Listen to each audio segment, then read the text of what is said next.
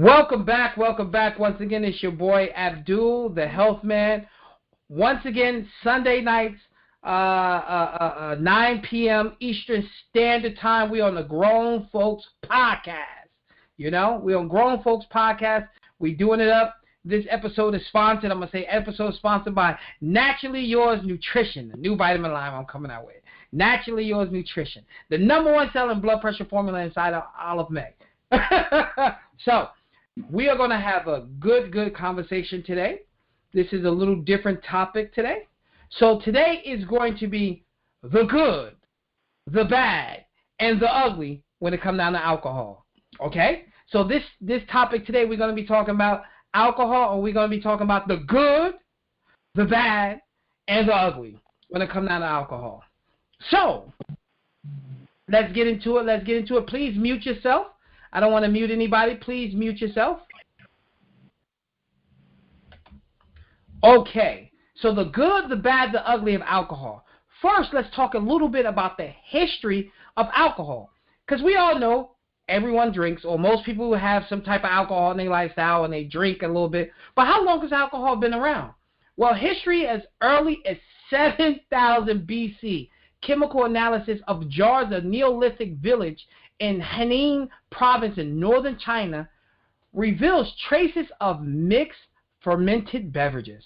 That's right, they've been drinking alcohol for a minimum of 10,000 years. This is what we have found, okay? About 10,000 years ago, they had traces of alcohol in China. Even a Chinaman back in the day was getting it in.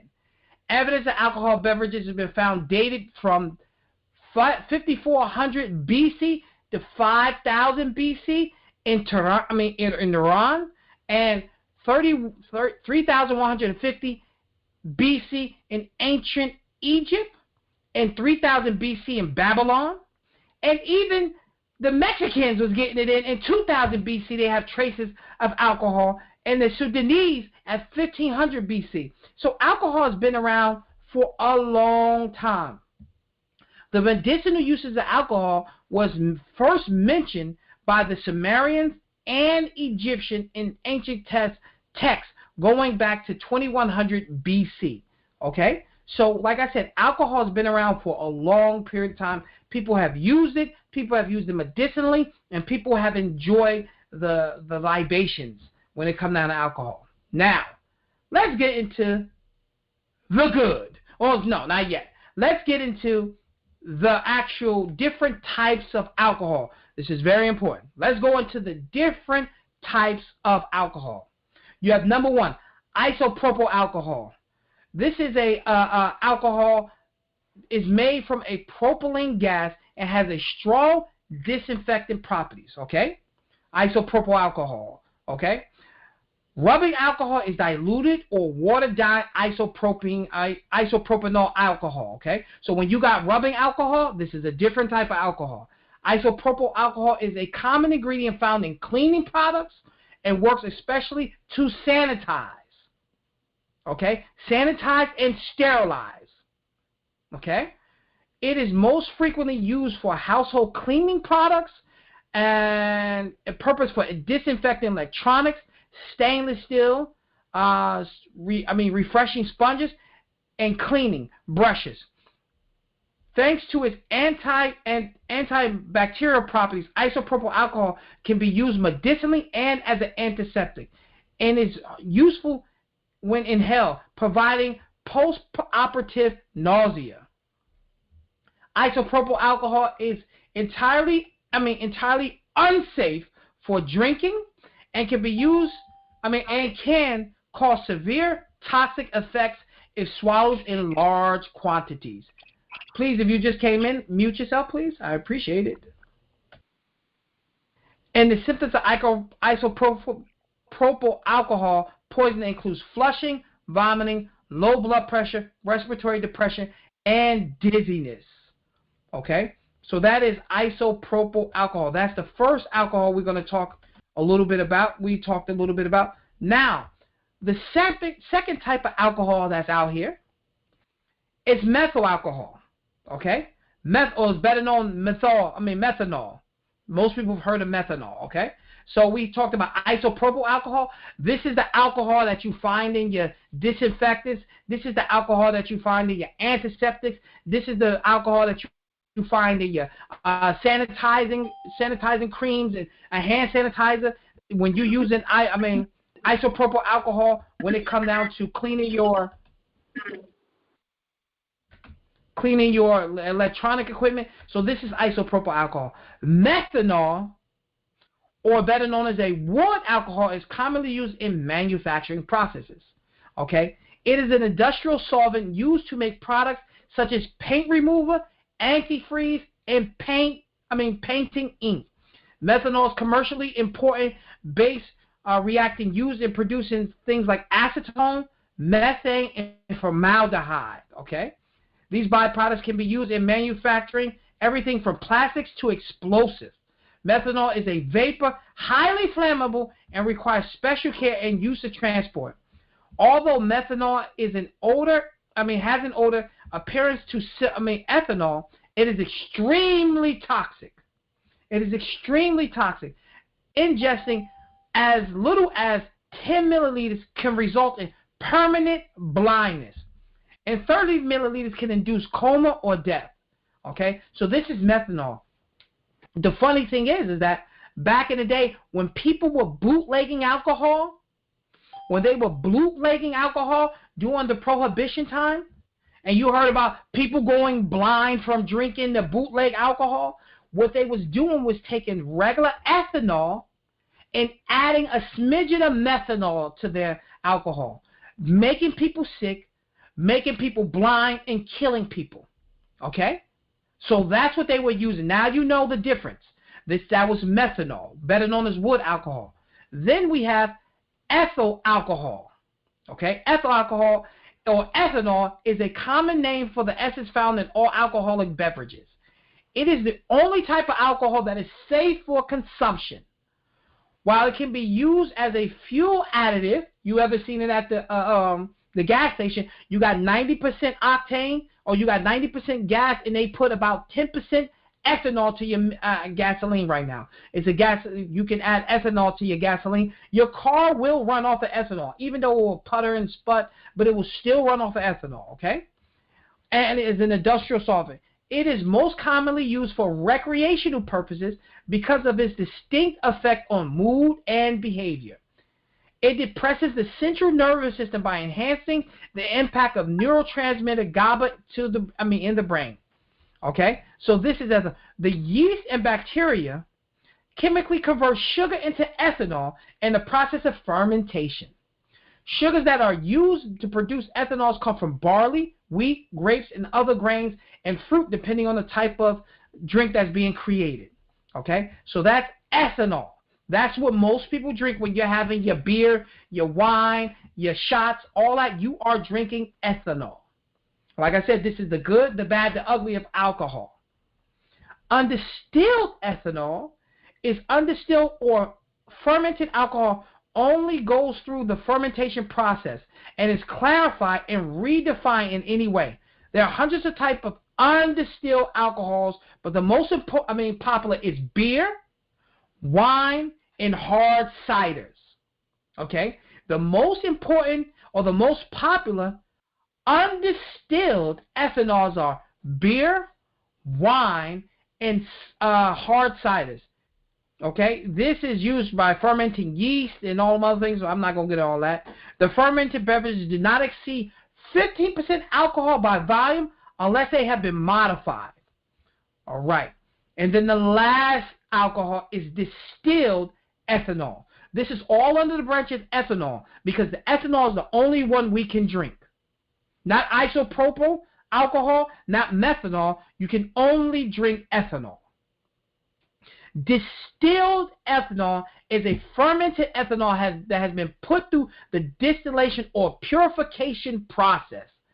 This is done by increasing the alcohol volume ratio of the beverage. Distillation process separates the alcohol from the fermented brew and it concentrates it. Anywhere between 20 and 70%. And its distilled spirits can get up to 95% ethanol. This is what you get your vodkas, your gins, your brandies, your rum, your whiskeys, your tequila. Those are distilled ethanol, okay? So we're talking a little bit about the good, the bad, the ugly when it comes down to alcohol, and I'm hoping everybody is following me. I just wanted y'all to know the differences in the alcohols. Now we're going to get into the good, the bad, and the ugly when it comes down to alcohol, okay? Let's go through it. Let's go through the good, the bad, and the ugly. The good. The good when it comes down to alcohol. Alcohol can be used as a preservative. Alcohol can be used as a preservative. When you soak something in alcohol, you can preserve a product for years on hand. Now, why is that? Because we just talked about alcohol itself. Even though ethanol is not the same as isopropyl alcohol, ethanol itself acts as a natural preservative. Ethanol itself acts as a natural preservative. Okay? So, one of the goods of alcohol, it preserves many things. It can preserve food, it can preserve herbs, it can preserve whatever you want. Alcohol can preserve foods, herbs, supplements, well, not necessarily supplements, but herbs and things like that. It has been used forever as a natural preservative. Number two, it can be used to make herbal tinctures and recipes. I'm not going to say and lie to you. I like, you ever go to the mall and they have that bourbon chicken? That bourbon chicken? Well, that is alcohol flavoring inside a sauce. That bourbon chicken, now they cook the alcohol out, but it leaves a flavor. Okay? If you ever use herbal tinctures, if you've made herbal tinctures, the tinctures of back in the day always had alcohol in there. You can soak herbs inside of alcohol and you can make a medicinal tincture. Okay? You want to make a garlic tincture? You soak garlic in alcohol. You want to make a rosemary tincture?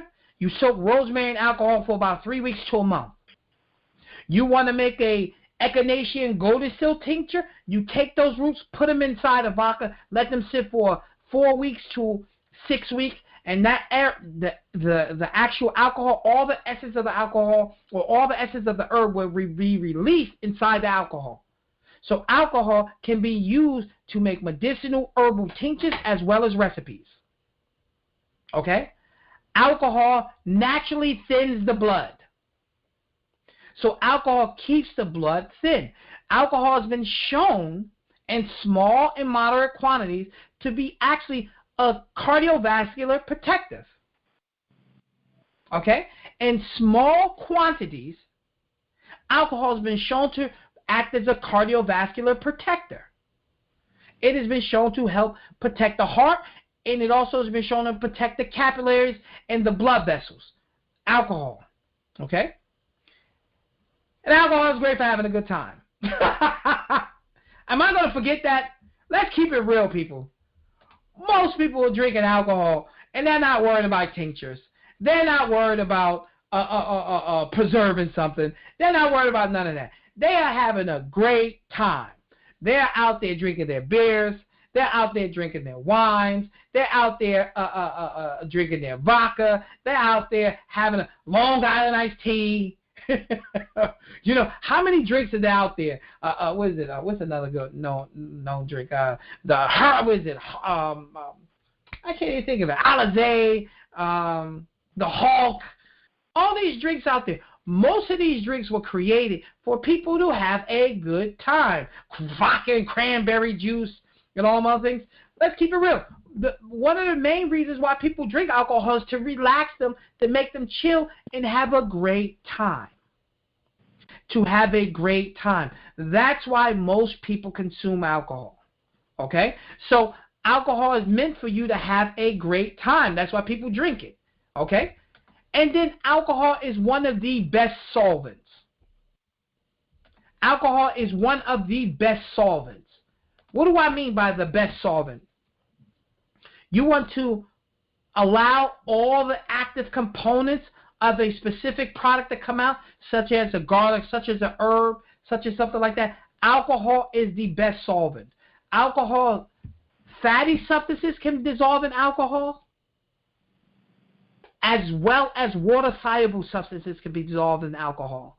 Alcohol is considered one of the best natural solvents that we have. That means things can be dissolved in it. When you put oil and alcohol, it actually mixes. When you put water-soluble products, it mixes in alcohol. Oil and water don't mix. Fat and water don't mix, but fat and alcohol does, and water and alcohol does. It is the best solvent. You cannot get a better solvent. Well, you can. You can get some better solvents, but that's why products like shampoos always have alcohol in there. Have you ever read your shampoo and it says isopropyl alcohol? It has alcohol in it. Why is that? It allows all those natural and unnatural chemicals to be able to mix together, because alcohol is the best solvent. Okay? It emulsifies fat and water-soluble ingredients, allowing them to come together. The beauty of alcohol. Okay? So that's some of the good when it comes down to dealing with alcohol. Now, we've gone through the good. Just like the movie, the good, the bad, and the ugly. Now we have to go to the bad. I gave y'all some of the goods of alcohol. Now let's talk about some of the bads of alcohol. Okay, hold on one second. I just hear myself, so that's why. Okay, so let's talk about the bad of alcohol. We talked about the goods of alcohol. Now let's talk about the bad of alcohol. The bad. Alcohol is metabolized. We're going to talk about how it's metabolized by several different processes or pathways. The most common of these pathways involves two enzymes, alcohol dehydrogenase and aldehyde dehydrogenase. These enzymes help break apart alcohol molecules, making it possible to eliminate it from the body. Check this out. First, alcohol dehydrogenase metabolizes alcohol to acetyldehydrogenase, a very toxic substance that is known as a carcinogen. Carcinogen means that they are cancer-causing elements. That's what a carcinogen means. They are cancer-causing ingredients, cancer-causing chemicals. Let's go read this again. First, alcohol dehydrogenase metabolizes alcohol to acetyldehydrogenase to a highly toxic substance and a known carcinogen. Okay? Then acetyldehydrogenase is further metabolized to another, less active byproduct called acetate. Then that's broken down and turned into water and carbon dioxide that's easily assimilated. That's why one of the ways the body releases alcohol is by breathing it out and by urinating it out. Okay? Because your body has to go through the processes of breaking down alcohol. And the way it first does that, it actually has to break it down to a more dangerous chemical, a carcinogen, acetaldehyde. It has to turn it to acetaldehyde. Okay? And then acetaldehyde turns to acetate. And then it now has to be broken down again to water and carbon dioxide. This is why we're on the bad. Even in the process of your body to detoxify it, even in the process of your body to detoxify it, It has to create it and turn it into a more deadly chemical. Then it has to turn it to a less deadly chemical so it can break it down to another chemical to it turns to carbon dioxide and water. And this happens all in the liver. This is some of the problems when it comes down to dealing with alcohol. Because the longer your body consumes the alcohol, the more you consume the alcohol, now you develop more toxic chemicals in the bloodstream or inside the body itself. Another bad of the alcohol, not only is the process of our body eliminating the alcohol causes an issue, it's potentially addictive. Potentially addictive. We all know people who drink too much alcohol. I mean, you going past a liquor store and seeing winos out there. Come on now. You going past a liquor store and see people sitting out there before the liquor store opens up. Alcohol is addictive. Alcohol causes tremendous amount of problems. 30% of Americans who drink have a problem with alcohol. 30% has a problem with alcohol. And 10% are alcoholics. That means you have a product that 30% of the people will abuse and 10% will be addicted. This is the bad of alcohol. Another bad of alcohol is that it destroys and damages your liver. It damages your liver. Why does it damage your liver? Why does it damage your liver? Just think about this. All these chemical reactions are happening in the liver. What did I say it just does? What one of the things it does? It turns acetyl hydrate. Acetyl hydrate, okay? Why is that important? Why is that important? Because that is a carcinogen still happening, being created inside your liver. And then your body has to turn that to acetate. Acetate is what you take off your fingernail polish with. We call it acetone. Acetate is in the same family. It takes off your fingernail polish. This is happening in your liver. Your liver is going through the process of the detoxifying this poison that you put inside of it, because it wouldn't detoxify if it didn't think it was a poison. It wouldn't detoxify. Your body is not detoxifying water. Your body is not detoxifying fresh apple juice. It's not detoxifying fresh carrot juice. But it's detoxifying, it's breaking down alcohol, because the body recognizes that as a harmful substance in its blood. And it must convert these to highly toxic chemicals. In that process, inside the liver, because the liver is meant to do all this. The liver is the organism that breaks down everything, all the harmful material that we take in. The liver breaks it down, but it gets damaged in the process. It gets damaged in the process. It's detoxifying, but it's getting damaged. It's like having little kids in the house. Have a little kid in your house. Have some kids in your house. Let you have a new build house and let you have 5-year-olds, 4-year-olds, 8-year-olds, 6-year-olds, 9-year-olds. The house will maintain, but I promise you, you'll get damaged walls, you'll get broken dishes, you'll have broken cups, you'll have dirtiness on the handprints. The same thing that's happening inside your liver. The alcohol is being broken down, but the liver is still taking some of the damage from it.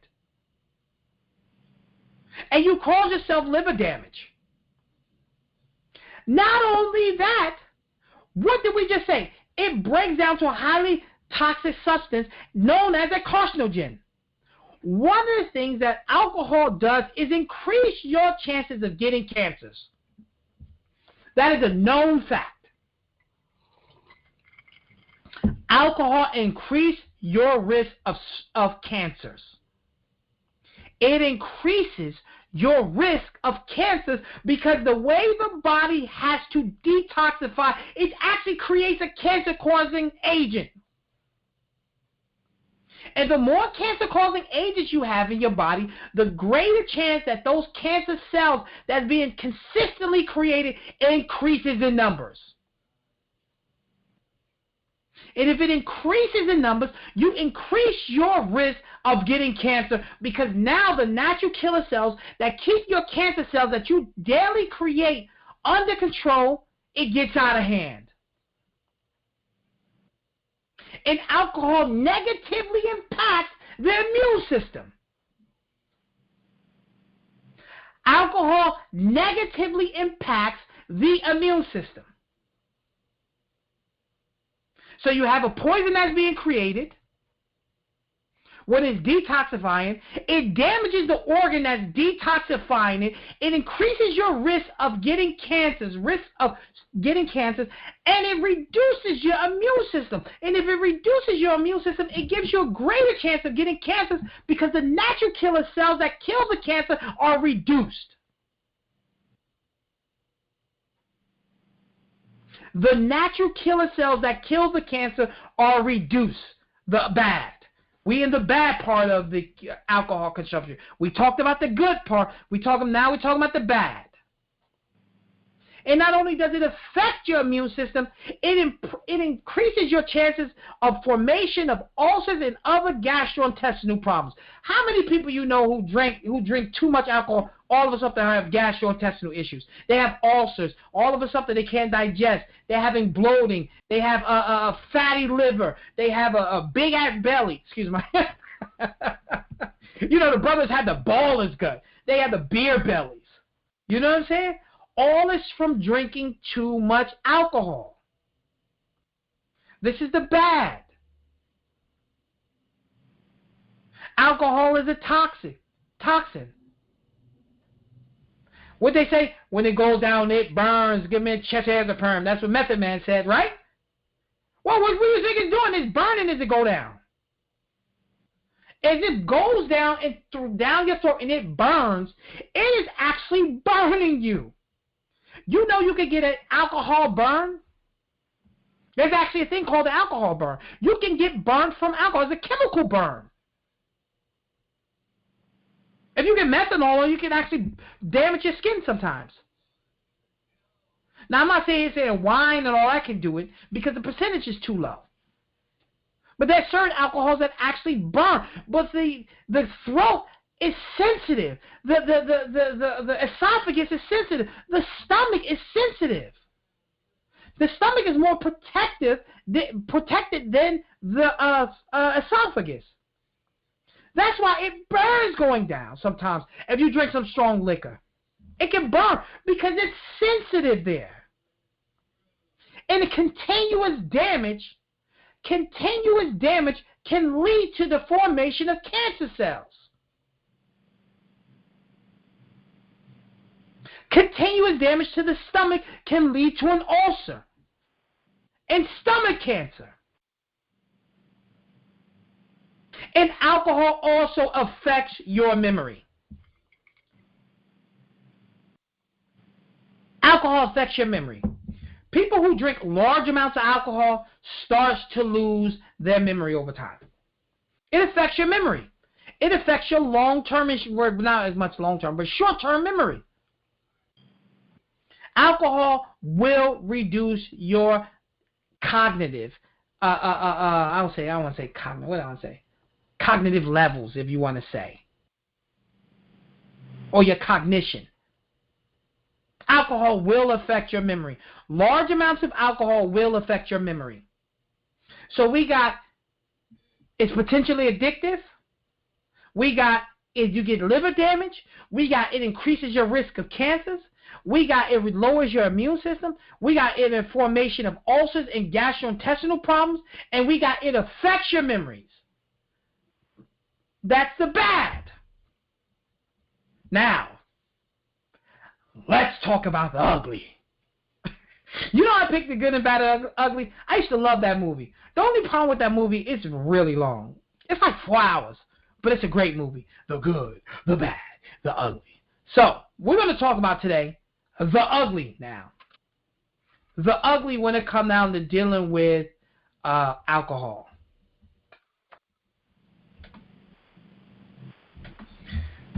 The ugly, alcoholism. Now, we talked about potentially addictive in the bad. The ugly is now the worst parts about it. Alcoholism. Like I said, America, 10% of Americans is alcoholic. 10% of Americans are alcoholic. Alcoholism is such a devastating, deadly, I don't want to say disease, but I'm going to call it a disease. I'm going to call it a disease. Like I said, you see the winos. You see what it does to their life. You see how alcohol has damaged people.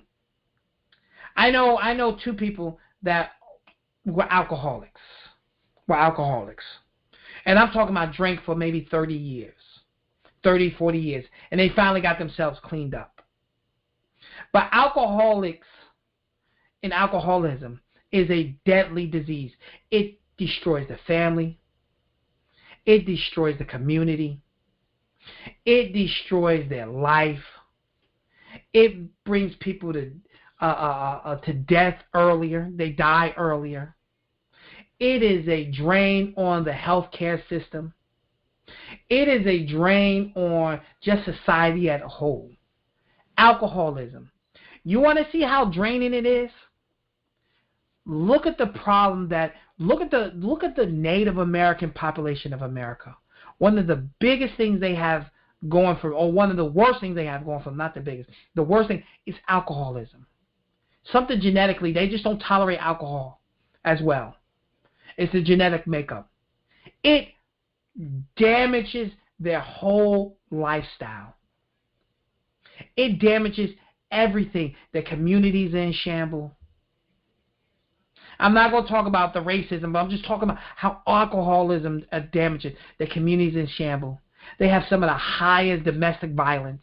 They have some of the worst, not only alcoholism, drug problems, tremendous amount of depression, all these things. And they drink alcohol to deal with it, and the alcoholism, it just destroys their community.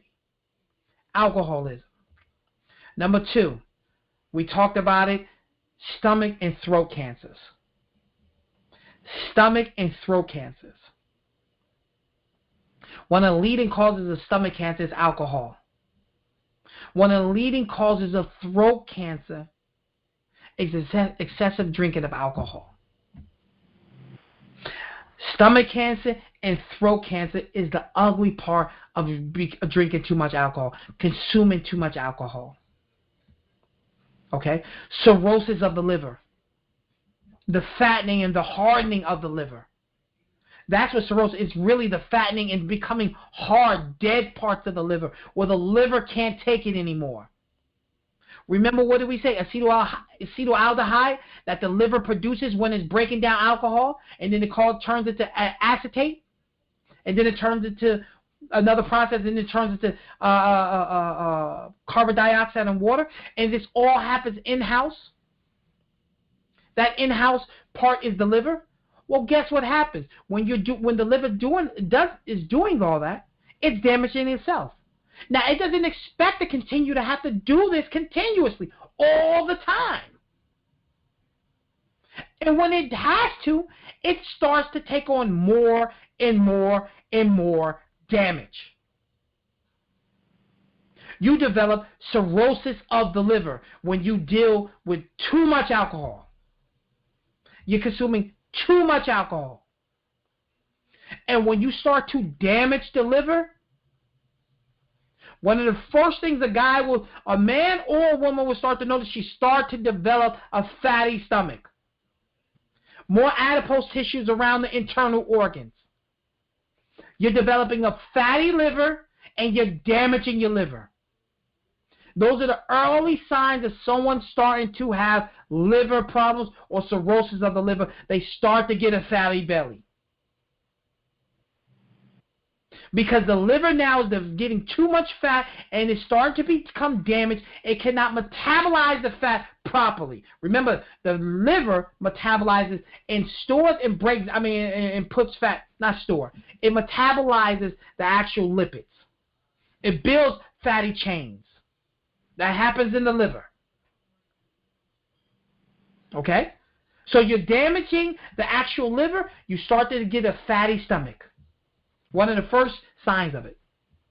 Okay? So cirrhosis of the liver.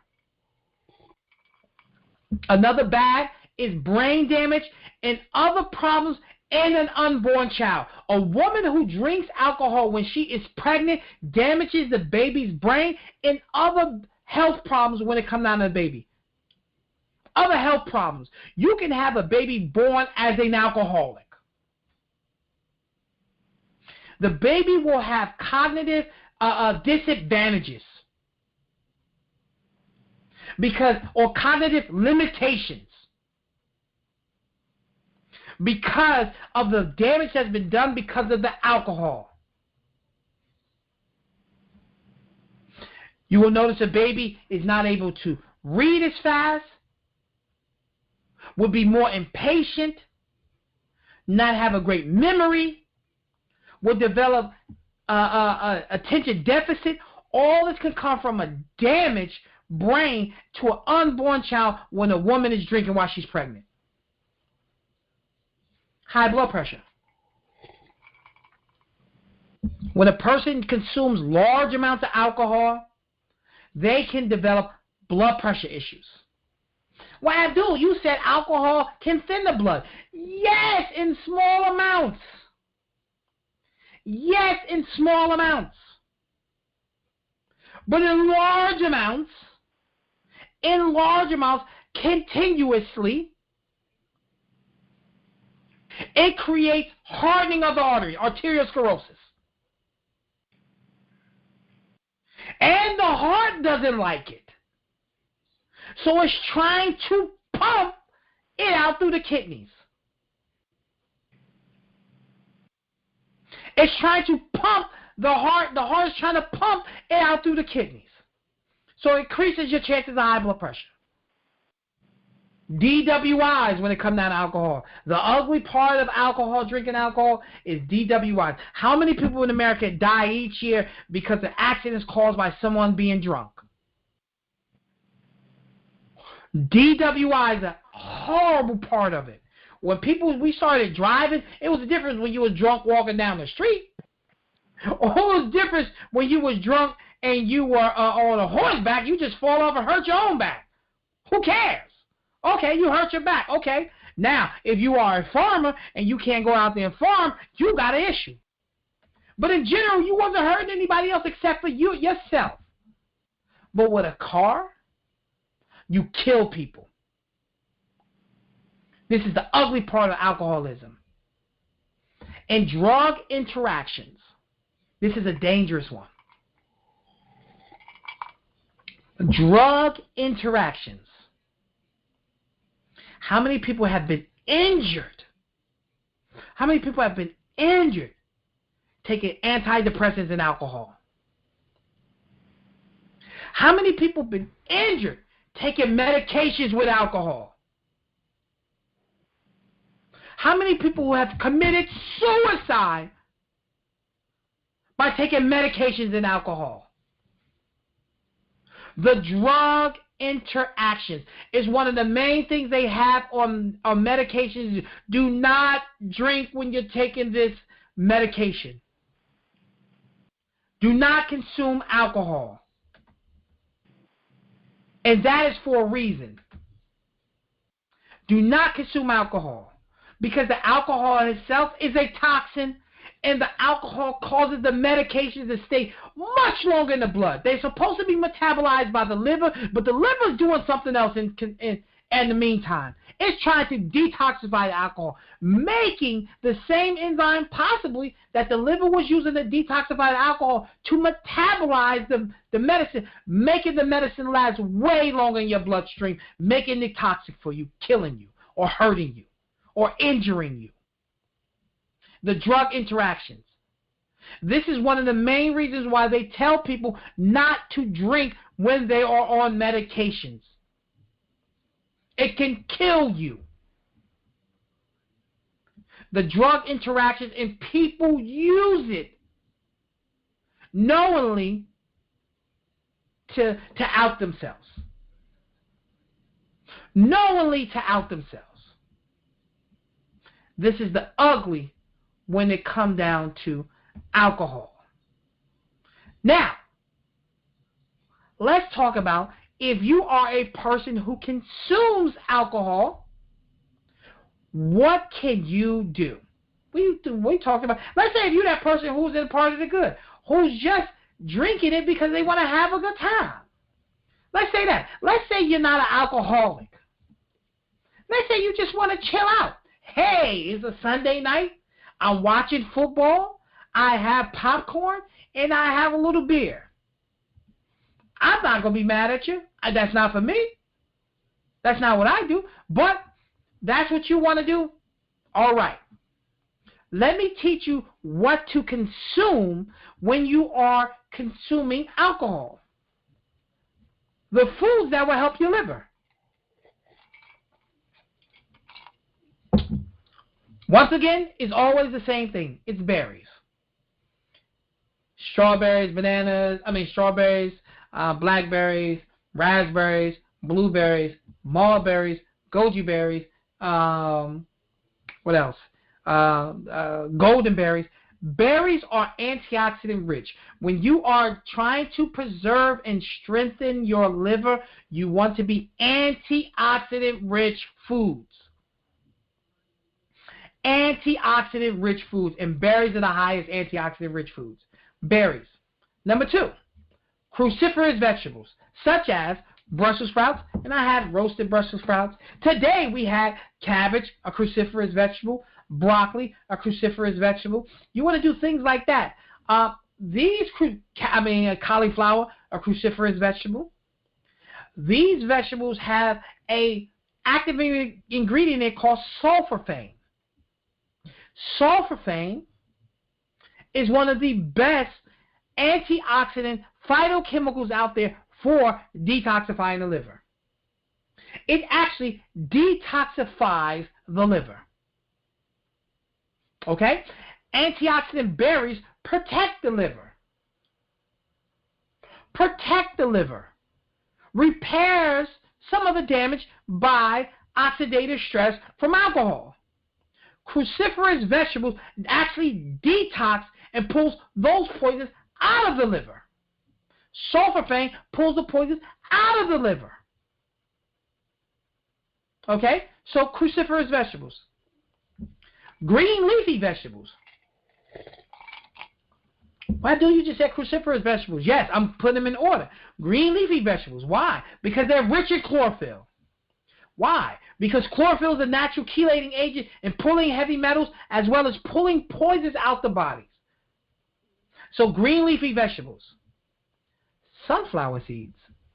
Sunflower seeds. Sunflower seeds are excellent for keeping the liver healthy. And it helps a person who's detoxing off of alcohol. It keeps their dopamine levels up. Sunflower seeds. Bananas. Another great one that's really good and safe for the liver. Also excellent when a person is detoxifying off of alcohol. Let's say if you're alcoholic and you're going through the process, sunflower seeds and bananas are excellent. And also citrus fruits and kiwi. I like kiwi a lot for the liver. Excellent antioxidant, excellent protective, really good as far as breaking off fat off the liver. Kiwi is one of the best fruits of breaking off fat off the liver. Okay? Kiwi. Now, herbs that protect the liver. And then we're going to take some questions. Schisandra berries. Once again, I said the berries, right? But Schisandra berries is not necessarily the same berry you just eat like that. Schisandra berries is a berry that is a herb that was a berry that's an antioxidant berry, but it's an adaptogenic berry. And it's one of the best berries, Sasandra berry, for detoxifying the liver. I like Sasandra berries over milk thistle. I like Sasandra berry over milk thistle. Sasandra berries are just a powerhouse berry when it comes down to protecting the liver. Sasandra berries. Milk thistle. That's why I put Sasandra berry first. Milk thistle. Milk thistle has an active ingredient called similarin. Similarin has actually been shown to repair liver cells.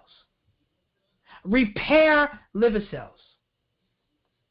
Similarin has also been shown to improve the actual enzyme function in the liver. Why is that? Because it pulls the toxins out and it repairs the cells. And it's been shown to improve the enzyme function in the liver. Okay?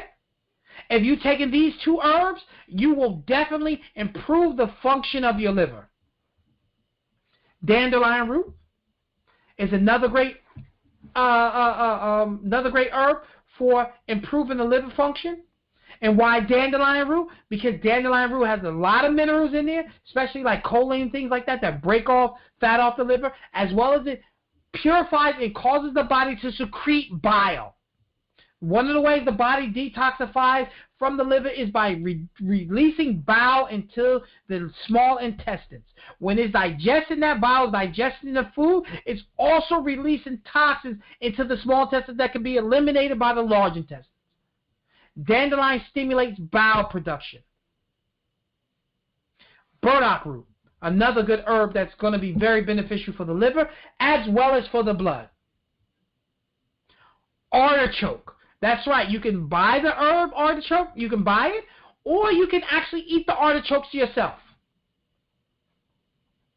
You can cook them, eat them. Artichokes is another one like dandelion that stimulate bile production. Stimulates bile production and improves digestion of fats. When you eat artichoke along with fatty foods, it helps your body digest fats better because artichoke is a natural bitter. Natural bitter. It's going to help you digest fats better, and it's going to detoxify your liver better. Also, yellow dock herb. Yellow dock. Really good herb for detoxifying the liver. Another great herb that's rich in iron and also cleanses the blood. And last but not least is turmeric. Turmeric. Turmeric has a phytochemical in there called curcumin. Curcumin may be as strong as milk thistle when it comes down to detoxifying the liver, but also repairing damage to the liver. And another blessing of curcumin, curcumin is a natural anti-inflammatory. What did we say? We're dealing with alcohol. It creates acetaldehydes. Those acetaldehydes are damaging to the liver. It creates inflammation in the liver. Curcumin is a natural anti-inflammatory. Curcumin goes in the liver, if you want to say, and puts out the fire. And one of the ways the body protects itself from the fire is making it fatty. But that fattiness is damaging the liver. So curcumin, or turmeric, is another great herb good for the liver. So, that was my talk today on the good, the bad, and the ugly as far as alcohol. I will take questions. If anybody has a question. If you want to unmute yourself, unmute yourself. Hi, Health Man. Hey, what's going on, LaToya? All is well. Hope all is well with you. That's good. Wonderful. So, Health Man, great topic, very sensitive topic. I knew someone that was really, really close to me, dearly close to me, that was a second father to me, that practically died because of alcohol. Oh, yeah. Yeah. Alcohol is one of the most abused substances out there. Alcohol is just because it's legal, it's easy to get hold of, and it's been around forever. You know, they have animals that wait for fruits to ferment so they can eat them. I know there's some monkeys that do that. That does that.